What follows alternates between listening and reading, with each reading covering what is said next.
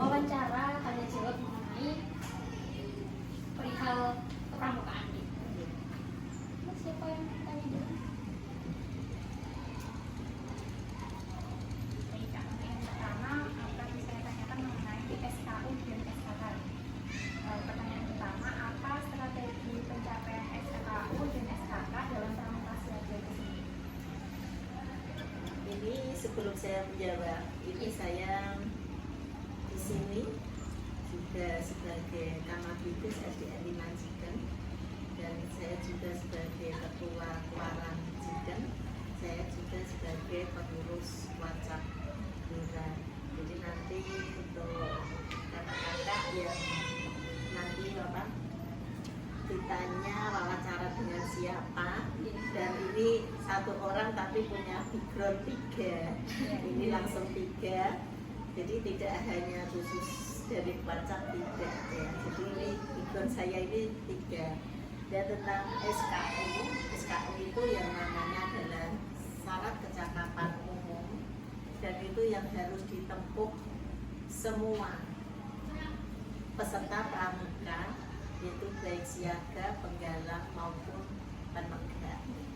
Dan di dalam SKU itu terdapat beberapa materi-materi yang harus dilaksanakan, yaitu di dalam kegiatan kepramukaan.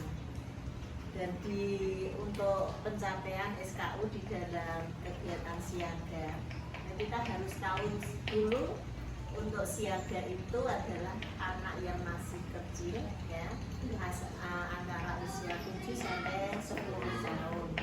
Nah, jadi pencapaian SKU di dalam siaga itu perlu bimbingan dengan pembinanya, yang namanya bukan pembina tetapi cik atau pakcik itu harus perlu bimbingan, dan tidak bisa kita lepas seperti yang ada di kita yang ada di penggalang, tidak. Tetapi siaga itu adalah bunda, panggilannya adalah bunda dan yanda, dan itu selalu mendampingi di dalam pencapaian SKU. Nah, di situ kan ada tentang keagamaannya, juga ada tentang keseragamannya, ada tentang menabungnya. Nah, itu perlu bimbingan dari yanda di dalam pencapaian SKU.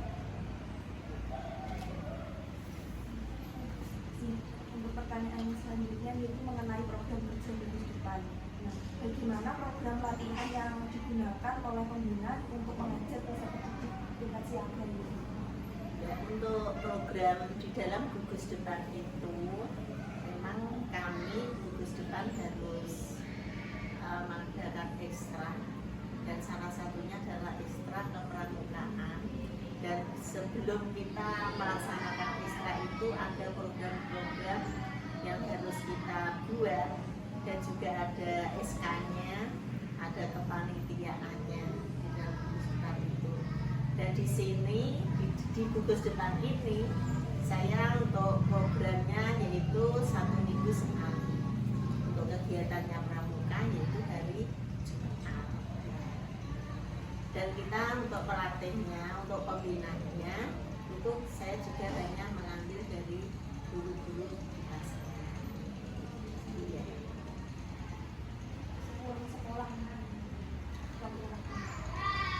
Kita juga melihat situasi, kalau seperti musim ini kan seperti musim hujan, kita tidak pulang sekolah karena kalau hari Jumat itu pulang kan jam 11. Kalau jam 11 nanti kita bisa datang sore hari, tapi kalau tidak hari Jumat, misalnya hari Sabtu itu kami itu pulang sampai setengah 2. Anak-anak musim penghujan ini kita lanjutkan. Jadi kita latihannya bisa hari Jumat, kadang hari Sabtu, melihat situasi, karena kan kita kami tidak mengambil pembina dari luar, hanya pembina-pembina dari sini dulu saja. Jadi kita melihat situasinya. Untuk waktunya sendiri biasanya berapa jam? Waktunya itu hanya kita memakai 1,5 sampai 2 jam. Tadi kan Ibu sudah menyampaikan mengenai prosedur perjalanan. Lalu untuk metode tersendiri untuk membina dari pramuka siaga itu seperti apa? Untuk metode pramuka itu memang kegiatan non formal yang harus kita laksanakan. Jadi apalagi untuk ini siaga itu adalah anak kita yang masih kecil. Jadi metodenya kita harus menggunakan metode yang ada di luar lingkungan. Jadi pramuka itu kita kan metodenya dengan adanya prinsip dasar kepramukaan dan metode dasar kepramukaan kita ini di luar. Ya, metodenya itu. Jadi kalau pramuka siaga ini kebanyakan kita ajak untuk bermain. Iya. Iya, bermain, bernyanyi, tetapi di dalamnya itu ada unsur untuk mendidik. Untuk sementara ini antusias dari siswa-siswa bagaimana? Semangat kan pramuka gitu. Kalau siswa itu dengan adanya pramuka tidak hanya siaga saja, sampai penegak pun kalau memang sudah berjiwa. Jadi ya namanya pramuka itu saya ini bisa mengamati pramuka itu harus dari dalam hati sendiri. Meskipun anak kecil kalau dia tidak punya niat untuk pramuka dia tidak mau, tetapi alhamdulillah di situ itu antusiasnya bukan main. Alhamdulillah. Makanya pada semangat ini. Iya. Kalau menurut jenengan sendiri, Kak, menurut jenengan itu kayak dunia siaga. Kebetulan kan kita mengikuti KMD ini di tingkat siaga. Jadi kalau menurut jenengan itu dunia siaga yang selama ini jenengan sampai tahun sekarang ini kan mengikuti, menurut jenengan itu dari tahun ke tahun bagaimana? Ya dunia siaga. Untuk dunia siaga itu memang ya asik ya. Asiknya itu kita adalah, apalagi saya sebagai yang ada di WhatsApp ya. Iya. Di WhatsApp itu kan ada setiap tahunnya program yang namanya Pesta Siaga. Iya. Di Muara Jiker ini juga ada program yang namanya Pesta Siaga, itu juga ada. Saya lihat untuk antusias peserta siaga itu sangat luar biasa. Dia mulai dari tahun ke tahun. Iya. Apa yang membuat antusias seperti itu? Apa luar biasa seperti itu? Ya, kalau kita kembali ke siaga ini, ya itu tadi anak-anak ini senangnya kan bermain, ya senangnya bermain. Jadi kalau kita ajak bermain, meskipun ini di dalam ruangan atau di luar ruangan, tetapi dengan bermain, bernyanyi, tapi di dalamnya ini ada unsur pendidikannya, ada unsur keterampilannya. Saya kira itu dia bisa bercerita dengan orang tua yang semula tidak bisa membaca, menghafalkan doa-doa, akhirnya bisa menghafal. Yang semula tidak bisa bermain melempar bola, akhirnya dia semua bisa bercerita dengan orang tua. Yaitu mungkin karena ini unsur kegembiraan, kesenangan inilah itu yang membuat dia antusias sekali. Buktinya kalau untuk kegiatan Pesta Siaga yang tingkatnya kabupaten maupun dari Kuaran tidak ada anak yang namanya mengeluh. Wah, semangat. Semangatnya luar biasa, maupun itu kepanasan maupun kehujanan. Karena kan pasti saya tanya, gimana anak-anak lelah? Enggak, Bun, siap. Iya, itu merupakan rasa daripada antusias dia. Meskipun ini pembinanya ini ibaratnya jalannya saja sudah capek, tetapi anak-anak ini tidak ada yang namanya rasa lelah, itu tidak ada sama sekali. Itu kegiatan pertama ini yang terakhir dilakukan apa kalau di Indonesia? Jadi diikuti oleh apa? Ini nanti persiapan untuk kegiatan pesta siaga tingkat Waranjigen yang akan kami laksanakan nanti tanggal 25 Januari. Ya. Berarti seluruh sekolah di Jigen pasti Iya. harus Ikut semua. Monggo besok jenengan seandainya tanggal 25 Januari ada waktu yang longgar silakan untuk hadir. Ya. 25 Januari nanti. Tempatnya di SMP 3 Jigen di Centong. Oh gitu. Ya, tempatnya di situ. Terus nanti ini tingkat Kewaran, terus nanti saya ambil yang juara 1 tapi untuk mengikuti pesta siaga tingkat kabupaten dilaksanakan tanggal 22 Februari di Kewaran, tempatnya Kewaran Jepon. Ya, gitu. Setelah itu kalau menang lagi lanjut lagi Tingkat lagi Persari, tingkat wadah. Gitu. Jadi untuk apa ini jenjang-jenjang siaga itu kan ada pesta siaganya, terus ada persarinya. Itu yang siaga. Iya, mungkin kan kita kan baru terjun ke dunia ini. Iya. Rada mungkin hal Belum begitu paham Iya. ya. Masih Loh, jenengan kalau memang sudah terpanggil dengan adanya pramuka mau terjun, itu nanti kalau sudah terjun asik. Betul. Meskipun pengurus keluarga pun itu terkadang kan juga ada yang namanya ya pengurus keluarga itu kan adanya yang namanya pelatih.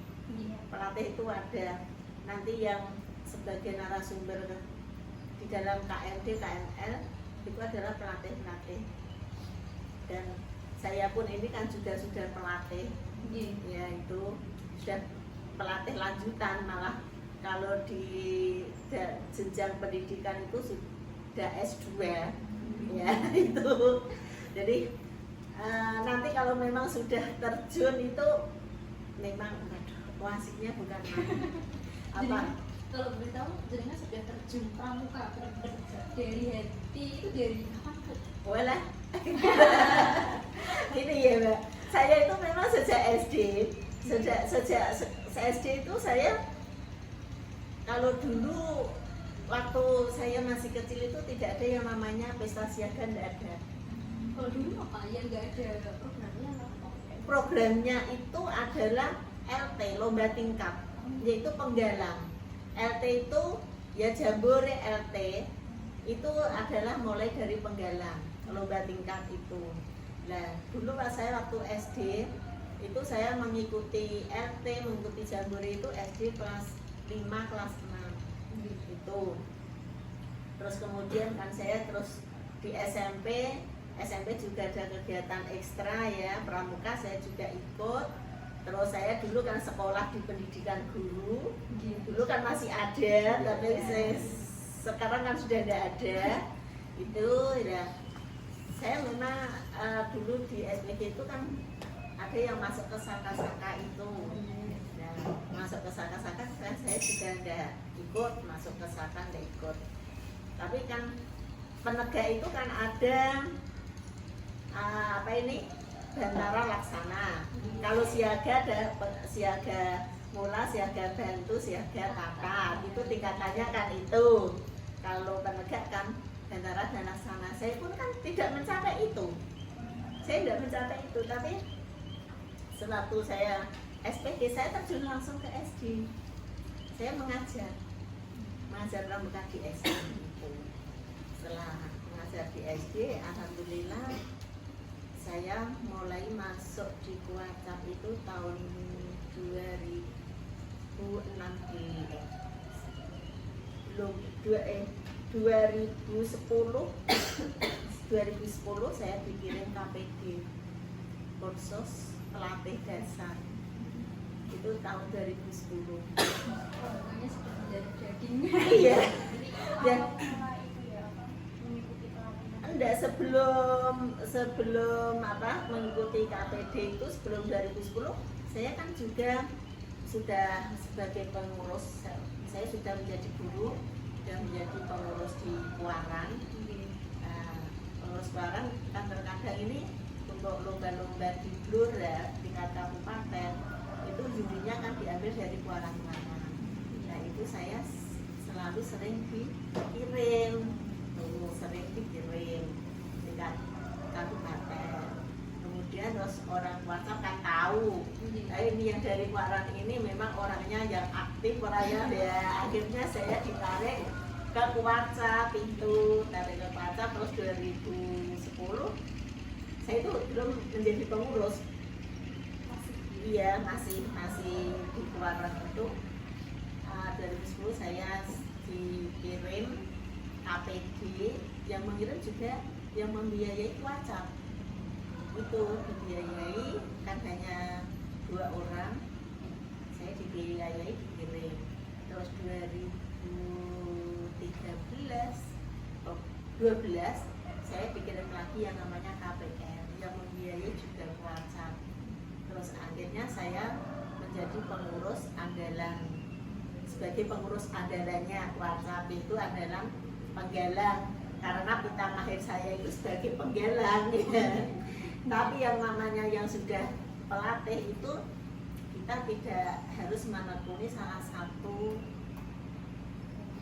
bidang, tidak, tetapi harus bisa semua mulai siaga sampai pandega sampai dewasa. Sebagai pembina itu kita harus tahu semuanya. Terus akhirnya tahun 2016 saya masuk ke pengurus harian WhatsApp sampai sekarang. Iya, nanti kan masa akhir itu 2026. Ya 2026 itu nanti muscat lagi. Iya muscat lagi kalau memang saya masih dibutuhkan ya. Insya Allah kita saya minimal batasnya enggak, kalau di dalam pramuka enggak ada. Iya. Terus mulai kemarin kan ada COVID kemarin ya. Ada COVID itu 2020 ya mulai ya. 2019 itu tiap WhatsApp harus ada pembentukan yang namanya pramuka peduli itu. 2019 terbentuk pramuka peduli dan saya sebagai ketuanya sampai sekarang juga. Kemudian boleh dijelasin sedikit tentang organisasi dan administrasinya. Kalau organisasinya itu dari kepengurusannya sebagai ketua Kak WhatsApp-nya ya, Kak WhatsApp, terus di situ nanti ada warga-warganya. Warga-warganya itu warga Abimas, warga Humas, warga Bina Muda, warga Bina Wasa, kemudian warga Asep On. ketua sekarang dari konsep itu Kak Selamat Pamuji SHM. Terus nanti kan juga ada sekretarisnya, kemudian ada bendaharanya, dan saya alhamdulillah sebagai bendaharanya. Itu ya. udah menjabat sebagai bendahara berapa tahun Pak? Kalau boleh tahu. Mulai tahun 2019. 19 sampai sekarang. 2019 sampai 2022 itu sebagai bendahara kegiatan. Tetapi 2022 sampai nanti 2026 itu bendahara umum.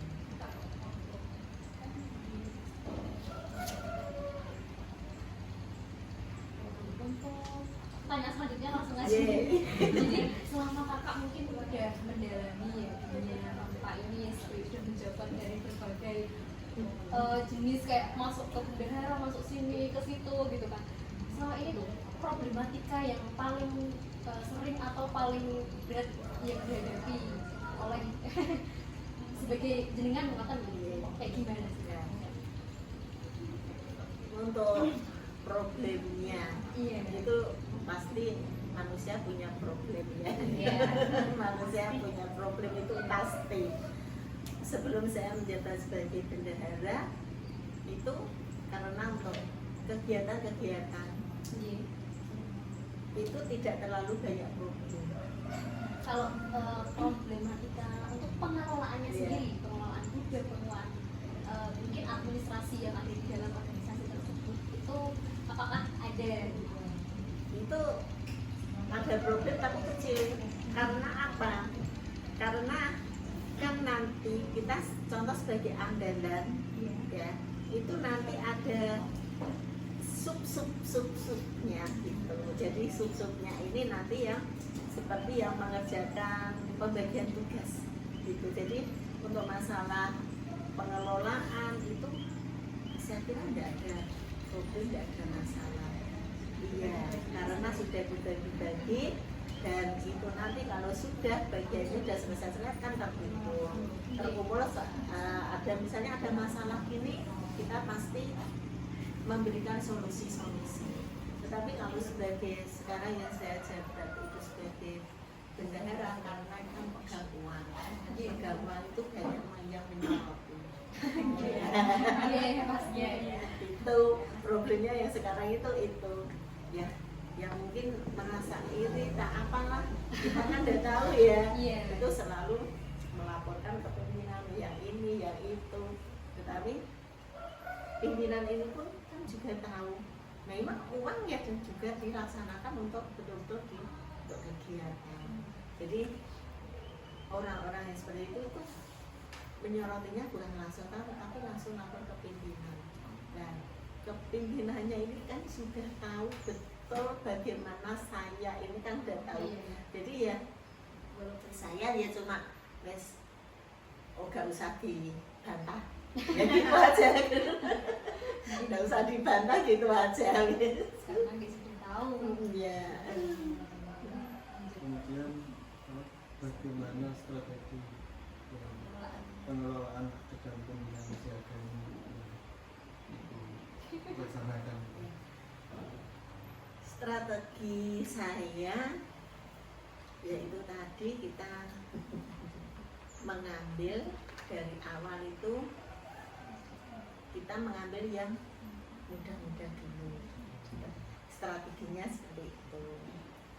Jadi terus kita setelah ibaratnya kita yang mudah, iya, terus kita tingkatkan sedikit. Jadi tidak langsung jelek kita naik ke yang tinggi, tidak, tetapi kita dari bawah.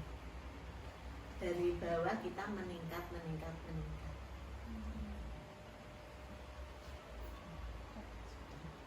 Jadi ada yang pertanyaan lewat satu mengenai, saya juga kurang paham mengenai materi ini, mengenai postur pembina siaga. Nah, itu.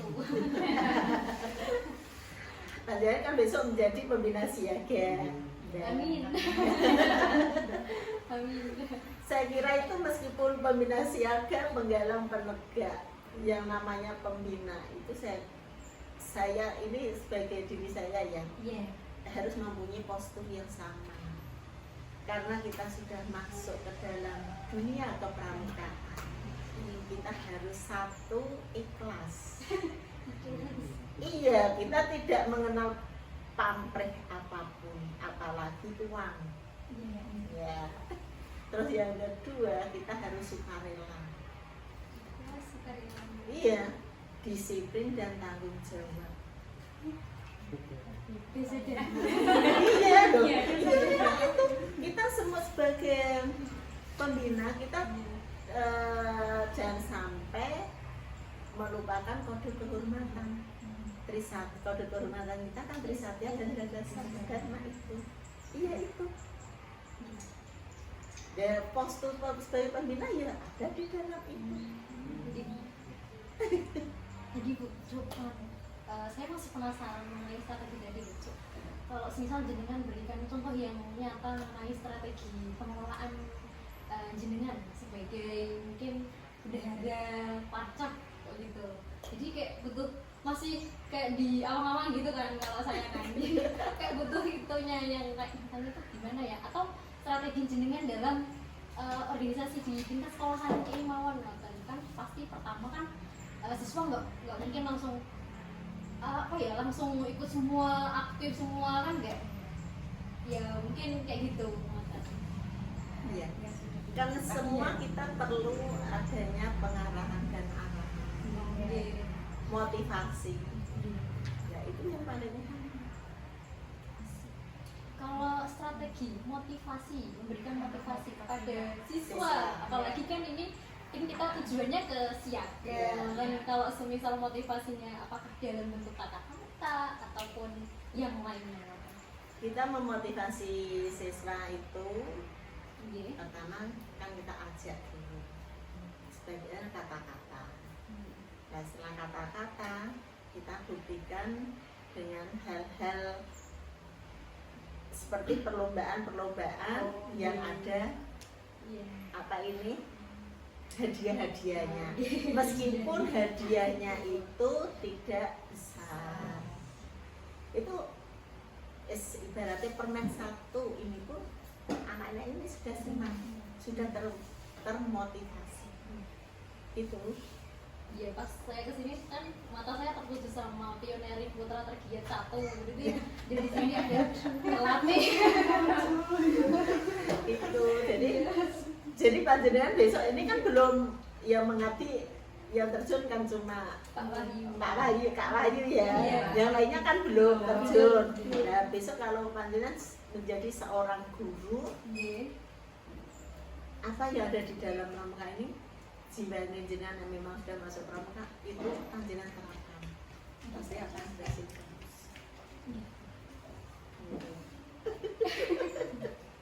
Nah, mungkin ada teman-teman yang mau ada pertanyaan lagi? Oke? Sudah cukup kayaknya Kak untuk sesi wawancara pada pagi hari ini menjelang siang mungkin ya. Terima kasih atas ilmu-ilmu yang sudah jenengan transfer kepada kita. Mungkin kedepannya kita akan lebih belajar lagi dan mengikuti pramuka secara ikhlas. Terima kasih Kak. Itu saja. Udah? Ya. Terima kasih Kak. Assalamualaikum. Waalaikumsalam. Saya juga terima kasih atas rambutan jenengan yaitu tentang ingin mentransfer ilmu tentang kepramukaan. Semoga apa yang sudah saya sampaikan nanti bisa panjenengan bawa ke terjun ke lapangan, bisa panjenengan kembangkan, panjenengan bisa menjadi pramuka-pramuka yang sejati dan menjadi seorang pendidik yang memang betul-betul yang sangat ikhlas dan baik. Amin. Bentar.